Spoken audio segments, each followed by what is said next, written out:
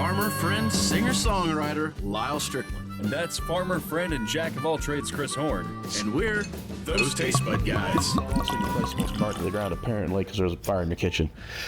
Hey guys, welcome back. Thanks for joining us one more time. I'm Chris. That's Lyal. Confused looking. What's a fire in my kitchen? This the kitchen here? Yeah, no, okay. Upstairs in the coffee shop, not your house. This place can burn to the ground. I don't care. Easily. Easily. Because I would love for this place to just have smooth dirt on top of it. Oh, that would be pretty cool. Right? And just like, or we're ground dwellers, like the warlocks in Time Machine. Okay. Whatever, we're off to a rolling start. Guys, I'm Chris, that's Lyal. I don't remember if I've already said that or not. If I have, sorry. We're those Taste Bud Guys. Appreciate you joining us right now. If you can and have a glass, get it in your hand. Get you a glass of this if you've got it. If you're kind of curious about what it might be like and whether or not you're wanting to buy a bottle of it, this would be an ideal time for you to decide that, because we're going to give you some thoughts and the best tasting notes a couple hicks know how to give. Did you forget this was a comparison episode? I love it.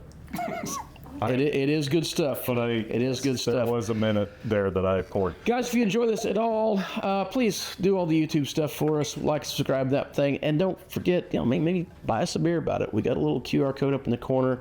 I know a few of you guys pitch us $5 or $10 every now and then, and that helps so much. Guys, I can't tell you how much it helps. Yes. It just takes a few of you guys to really help us keep. I know it seems like we got a lot back here, but we've done most of them. So we're constantly having to buy more. Just consider it a televangelism situation. We don't need that much money. It will come back to you at some point. It's a blessing. Hey, we've always said it before we do mean it. If you guys ever get through Buffalo, Missouri, hit us up. We will, if at all possible, we'll meet you down here and we'll have us a drink. Absolutely.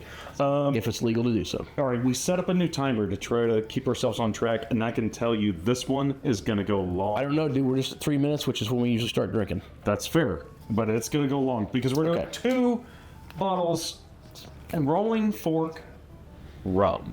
The Rolling Fork, okay, so we did some Rolling Fork stuff. We didn't know anything. That's what RFS stands for, Rolling Fork stuff. Yes. Someone answered in the comments, I can't remember the name, I should have looked it up before we started, who apparently distills for them, right? Or picks this stuff. I guess didn't distill because they go through and pick special batches of Get closer. Yes. Anyway, we're doing some more. Well, we're doing a store pick. Mm-hmm. Whiskey Tango's of Ozark, Missouri, store pick. Right. And another bottle that I picked up from Macadoodles in Springfield, Missouri. Yeah. And thank you, Josh, for this one.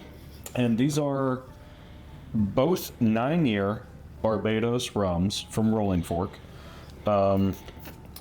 Different casks. Different casks, though, yeah. That's correct. Different casks and different ABVs. Don't get them confused because I need to know which one's which. One from Max is 54.98%, and the single, I guess they're both single cast. One from Whiskey Tango's is 58.8. And the other one's what? 54.98%. It's not too far off, 4 points. Very specific. Okay, if you've never had a high-proof premium rum before, I feel like I can safely say it's not Fork. Captain Morgan's. Rolling Fork is the way to go. It's the best. Yeah. First, and you want Dominican-style rum if you're looking for this experience. Is it Dominican or Barbados? Barbados, I think is. Yeah. So these are vastly different on those.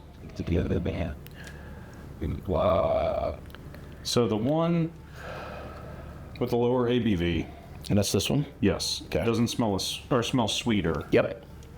And the other one has a so guys, bit of a crispier sulfur note, little match head to it.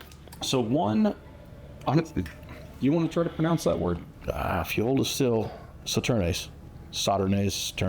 I want to say Sauternes. I'll pronounce the other one. Toasted bourbon. Toasted bourbon cask. I think that's French, dude. Yeah. It might be French oak. Bourbon. Yeah. So interesting. Okay, so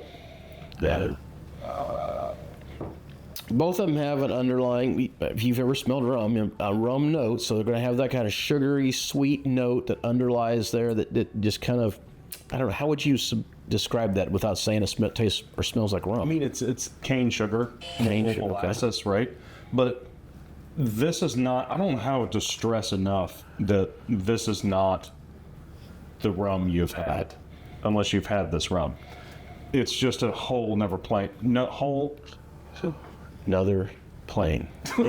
All right. It's bourbon-esque. So, just apples to apples. Like I say, this one's kind of sweet, this one's kind of strong, and got some punchy notes, probably based on the oak, but certainly a bit of a. Oh, okay. All right. Drink that. Taste. There's a marked difference. Would you hand me the water? All right, I've only tasted this one so far. Got a lot of spicy apple-ish notes to it. Very fruit forward. What are you doing over there? Come on. That didn't come through. Damn. I promise you. We got these fancy Painted gallery over there on our phones. I go stay. All right, you still on the first one, or are you on the second one? I tasted both of them. Now I'm going back. You said apples. I think you're right on the apples. Yeah, like a spiced apple note. It's sweet. It's approachable, but it's definitely Very, very candied flavor to it. it's definitely I think the higher proof aspect of it. I say that, and I've had higher proof cheap rums. There's more nuanced flavors to this compared to Sailor Jerry or some. Oh yeah. No, there's some really, really nice things going on with that. Yeah, this is a fantastic bottle. What you don't get out of this is like bananas and just caramel and all the fake stuff. This is more akin to like a high proof whiskey. All right, so The next one is much more akin to a high proof whiskey. which is interesting because it doesn't have much of a nose comparatively. It has a little bit more spice to it. I feel like there's a little bit of an alcohol boom behind it, There's a big boom in the but taste. not amazingly so. So I think, if I like from my last sip.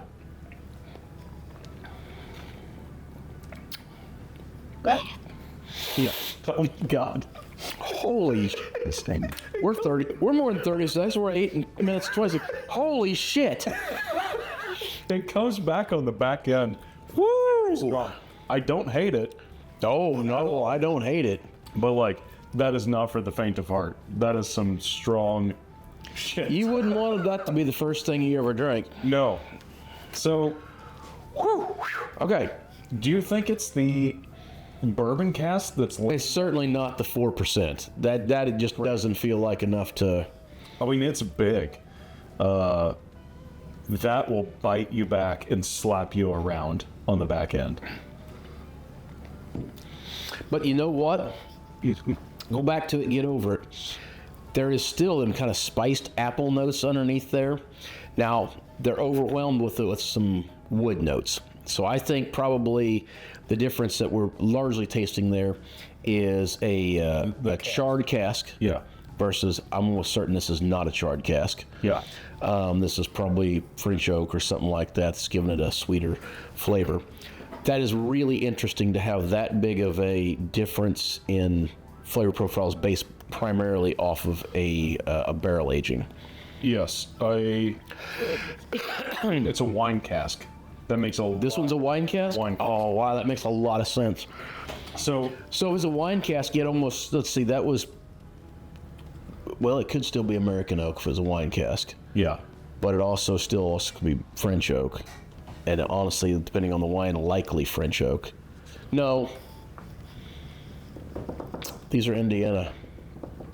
No, they're just sourced and distributed from Indiana. So it's hard to say. Okay. They're not, because that's what we got in trouble for on the comment section, is that we were kind of comparing them to like an MGP situation, which I still feel like is The overall situation is the same. kind of. They're not. They're not MGP. Right. Basically, what they do is they go out and find these special batches of rum that's been, sitting, in a cellar somewhere, and they go, that tastes really good. Everyone's forgotten about it. I want to buy the whole batch and bottle it as a special thing. Which also means you're probably not going to get the same thing every time. You know what's impressive, though? Usually when you have something you like and you step up to a higher proof and you go, oh my God, that's really good. It's hot, it's really good.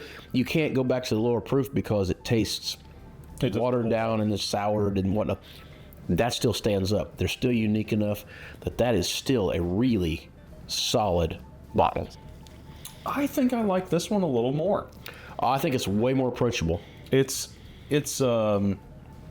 I think this one might be something we might want to try a drop of water or two in. I'm not going to do it now because we're already 11 minutes into this episode. So I this is probably the first store pick that I've had begrudgingly that I haven't said is better than what I can just pick up off the shelf. I like this one slightly better. Now, they're both phenomenal bottles. both really good. But yeah, I think that this one with the bourbon cask is pretty damn hot. Which would, is very hot. If you're in the mood, Time and place, though. would be Time and place. fantastic. But just as a pull it off the shelf, I'm going to have a little sip now and then.